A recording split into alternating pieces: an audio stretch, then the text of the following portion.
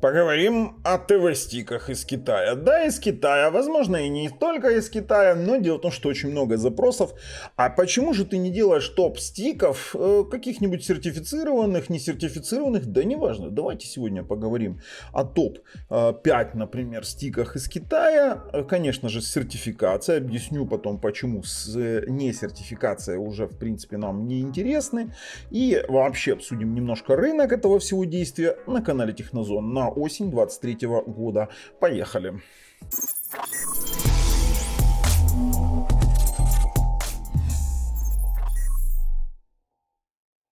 Слушайте, ну у меня открыт вот сейчас сайт сертификации Netflix, в частности. Почему Netflix есть у меня и сертификаты не Netflixовские, то есть просто-напросто перечень сертифицированных устройств, с которыми я работаю, на различных процессорах, различных лет, различных производителей. Тут как бы все в принципе это понятно. Но перед тем, как мы начнем рассматривать дальше, подписывайтесь, нажимайте колокольчик, чтобы не пропустить дальнейшие наши обзоры. И, конечно же, ссылки на обзоры, а то, о чем мы говорим сегодня, будут лежать в описании под видео. Но, смотрите, во-первых, у нас так уж сложилась ситуация, что существует два эшелона стиков, даже три эшелона. Есть Китай, Китай делится на несертифицированные и сертифицированные стики, и есть у нас псевдоамерика, которая делится на Amazon семейство и на Android семейство. При этом все считают, что это все не Китай, но на самом деле все собирается в Поднебесной, скажем так, и при этом никто, в принципе, не жалуется на их качество и собираются все приблизительно на одних заводах.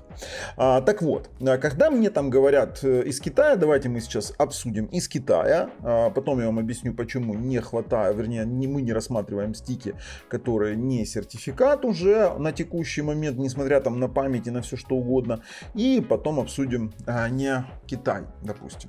У нас есть определенное количество мест, и у нас, я не буду скрывать тут, что есть и внетоповые места, например, тот же самый Микулка D1, который уже, честно говоря, выбывает из игры, потому что цена $86, и, честно говоря, найти его сейчас по нормальной цене уже невозможно. Да и нет сертификации Netflix, и нет той же сертификации Dolby. Дороговато получается. И поэтому он как бы там во внетопе и болтается неинтересен. У него старый устаревший процессор уже Amlogic S905 Y2, 2 на 16 с поддержкой HDR10 постоянно включенного, и как бы ничего интересного нам он не представил. На 10-м Android TV. Опять же, во внетопе у нас болтается Микулка D5, который я не понимаю, зачем выпустили на фоне того, как провалился Xiaomi Mi TV Stick первой ревизии, первой версии Full HD решения на iMlogic S802 процессоре. Его вообще никто никак не воспринял, он никому не понравился, и, честно говоря, это был такое фиаско. Он был тормозящий, никто его не понял. Здесь выпустили тоже 1080p версию на Full HD, с поддержкой HDR10+, и даже с сертификация Netflix, но на Google TV с 1:8 памятью он стал тоже настолько неинтересным, даже учитывая наличие V1 кодека, он не прижился. И если кто его и покупал на Android 11, на Android TV 11, то он оставался там на задворках просмотра IPTV, не более. Серьезные фильмы через раздачу он прокручивать не мог, хотя, допустим, тот же самый Netflix работал, я могу это признать. Здесь даже Dolby Audio лицензия есть. Но, опять же, слишком слаб. И пошли уже пятое место. У нас Микулка D2, который сейчас можно купить за $50 на момент съемки этого видео. Ссылку на проверенного продавца можете посмотреть в описании под видео, там актуальная цена. И уже это более-менее игрок, и он именно на пятом месте, потому что у него опять же нет сертификации Netflix и нет Dolby, имеется в виду Dolby Audio в чистом виде, именно в декодинге, и именно с этим связано, кстати, не получение сертификации Netflix, но при этом это сертифицированный Android TV с полноценным голосовым поиском, с пультом, которым можно управлять телевизором, на Amlogic S905 Y4 процессоре и с более-менее нормальным 5 ГГц Wi-Fi. В принципе, он получился даже неплох. Какие-то он тягал там фильмы, и у него очень неплохая формула памяти 4/32 для сертифицированного Android TV устройства, да еще и за $50. В принципе, можно рассматривать, поэтому он на пятом месте. Как бы были там и проблемы отвала пропало пульта иногда и, в принципе, такое, знаете. Ну, он работает нормально.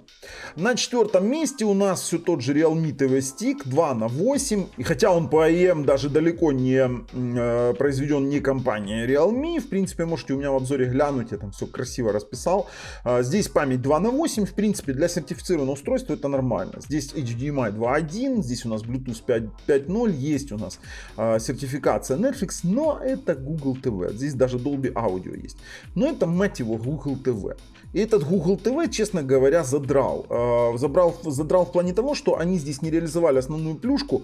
Они сюда не добавили нормальный пульт, который можно было бы управлять телевизором. Да и на последней ревизии этого самого Realme начали жаловаться на периодические отвалы пульта. Не тотальный момент, но он все-таки есть. И тут получается у нас стик за $46, вроде бы неплохого производителя, но при этом мы имеем с вами момент того, что мы не можем управлять телевизором. ЦИК реализован очень слабо. Есть Google TV со своими ограничениями, но в принципе на нормальном процессоре Amlogic S905Y4. И знаете, что здесь нет?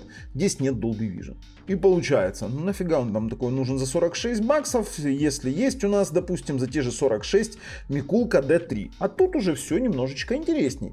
Это Amlogic S905Y4 с Dolby Audio, с Netflix, опять же на Google TV, на долбанутом, но при этом с нормальным пультом, которым опять же можно управлять вашим телевизором, и в принципе можно разместить сзади за телевизором, и будет все отлично. Поддержка HDR10+. Тут как бы мне действительно он зашел, потому что, опять же, производитель был далеко не сам Микул, это не Videostrong производил, это все было произведено по лицензии, и это фактически клон Realme, потому что та же самая у нас платформа. Опять же, если интересно, смотрим обзор. На первом месте GD1, кстати, GD1 я выпускал обзор, мне его забанили, знаете, за что забанил YouTube? За то, что я там упомянул Matrix. Ну, поэтому сейчас я не упоминаю, очень сильно они начали ругаться. И GD1 выделялся более-менее на нормальном фоне за $47, 2/16 формула памяти с HDR10+, с Wi-Fi 6. В принципе, неплохо было, при том, что он действительно, этот GD1 есть, вот он, пожалуйста, на этом самом Amlogic S905Y4, но это SDMC. И он второе место, у него нет Dolby Vision, и получается, что у нас из стиков на первом месте держится все тот же Mi TV Stick 4K V2 на Android TV 11, который получит Android TV 12, однозначно, ну, скорее всего, уже Google TV, не понимаю. 2/8, Bluetooth 5, и он за $44 вы имеете и Dolby Audio, и Dolby Atmos, и Dolby Vision, и DTS, и Bluetooth 5.0, и в принципе Amlogic S905Y4 нормальный процесс с пультом, у которого есть инфракрасная опция для дополнительного управления вашим телевизором. И да, смотрите, из Китая за $44 он действительно неплох. И из стиков это лучшее, что можно купить на текущий момент в Китае, с учетом его действительно поддержки Dolby Vision 5-8 профиля, без каких-либо проблем. И вот у нас есть, получается, топ из Китая, все хорошо, вы скажете, ну а что же, а есть же не сертифицированные. Ну, мне, например, скидывали вот такое вот чудо, там, IATV Q3, доказывали, что там есть Netflix, из-за того, что на пульте есть кнопка Netflix. Ну, чтобы вы понимали, это вообще Allwinner H313 на Android 10 за $31. Но вы представляете себе, это лютая гуана, которая будет тормозить, как не знаю кто. Или предлагали мне G7 4K, вот честно говоря, похож на сертификат, но почему-то я не могу его найти в перечне сертификатов Netflix. То есть, ну не вижу я здесь G7, вот хоть убейте меня, понимаете? Ну давайте я сейчас вобью, допустим, ой, нет, мне не надо, я сейчас возьму по поиску, смотрите, G7, вот, ну нету его, хоть убей. И опять же, ну рассказывать всем, что это классный стик за $27 якобы, что там придет непонятно, на Amlogic S905Y4 написано Netflix, для меня это вообще выглядит как скам какой-то, честно вам скажу. То есть я особо в такие игры не играю. И очень много таких, обращать внимание на стики по $18, ну чтобы вы понимали, у меня вот эти вот все QD, DQ6, DQ3, они у меня все есть, это Allwinner, вы вообще представляете, они не могут нормально навести порядок с нагревом в стике в полноценном ТВ-боксе с all-winner'ами, а здесь будет у нас all-winner работать в формате стика. Да ну смешно, ребят, это просто-напросто смешно. Эти стики не будут работать. Что же касается, допустим, пресловутых X96S, ну давайте я зайду на AliExpress, X96S. Он хотя и продается, при этом продается за 39 баксов, это 2 на 16, в среднем он стоит сейчас там $50 уже остатки. Честно, S905Y2 немножко устарел проц. Единственная его прелесть в том, что на него есть Slimbox TV прошивка и есть порт UGUS. И казалось бы, на текущий момент 4 на 32 будет нормально, но вы покупаете, смотрите, за 54 бакса или за 50 баксов X96. Вы должны его прошить. Вы должны к нему купить пульт. И тут получается, что за эти бабки можно купить TOX 3 второй ревизии. Смысла в этом стике вообще сейчас нет. Как и тот же самый X98S500, который, честно говоря, вывел меня уже настолько сильно. То есть, когда я делал я по нему сделал 3 видео. Первый обзор, потом прошивка Slimbox, даже 4, потом он был в топе, а потом 4-е видео я решал проблему плохого 5 ГГц Wi-Fi, который потом появился во второй ревизии. Мы решили эту проблему, потом появилась 3-я ревизия, в которой одного штырька Wi-Fi не хватало, ну извините, это уже перебор. И получается у нас на рынке есть либо какие-то фуфлыжные стики без сертификатов на непонятных процах с непонятными операционными системами и постоянно гуляющими проблемами, либо сертификаты, из которых выделяется четко конкретно только один битовый стик 4К. Что же касаемо у нас международных моментов, да, что у нас есть? Ну, допустим, тот же самый TIVA Stream 4K, AMLogic S905Y2 процессор, достаточно устаревший, да, сейчас он в акции, в основном он стоит немножечко дороже, он стоит примерно $40 на Амазоне, вы можете его купить, попробовать на местном рынке, у него действительно неплохой пульт с инфракрасной опцией, и вот насчет TIVA, да, это единственный ТВ-стик, который мне действительно зашел, там автофреймрейт через TV Quick Action реализовали. Все вроде бы неплохо. Потом обнова прилетела, там появились некоторые проблемы, но это один из тех стиков, которые можно было бы покупать. И к тому же он сейчас в акции, можно взять за 25, плюс доставка, там свои там 30 с чем-то баксов, ну не 30, где-то под 40 он и выйдет. Хотя на фоне того, что ну в акцию вы купили, если не в акцию 40 баксов, то извините меня, за 44 взять без геморройно. И к тому же для регистрации TIVA стика надо будет там придумывать фейковый американский адрес, делать регистрацию, потому что для его работы нужен аккаунт определенный. Ну и с определенными проблемами нужно будет разбираться, там морозить некоторые приложения так, чтобы вот взять из коробки его, ну нет. Хотя стик действительно достойный. Тут я признаю, я никогда не скажу.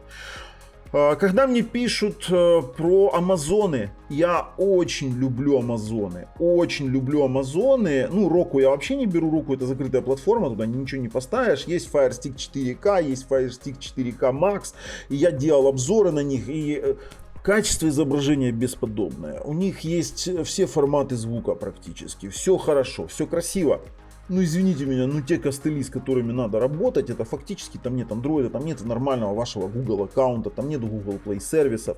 Вам нужно будет накатывать через скрипты какие-то моменты, делать какие-то телодвижения для того, чтобы хоть как-то он был похож на Android TV платформу. Да, есть определенные, допустим, лончеры, где вы можете включать и будет более-менее нормально, но нормального голосового поиска не будет. Да, за свои деньги, хотя тоже сейчас какие деньги, вы попробуйте на фоне его популярности найти его сейчас еще и за нормальную цену, особенно 4K Max Stick. Там цена далеко, ой-ой-ой, и там уже он приближается к каким-то полноценным решениям в виде полноценного TV-бокса. Например, того же самого Chromecast, не Chromecast, а Xiaomi Mi Box S второй ревизии. Извините меня, это полноценный бокс, там не нужны костыли, да, там Chromecast, там голосовой поиск работает частично внутри приложений, но у вас не будет момента, у вас будет Google полноценный и все остальное.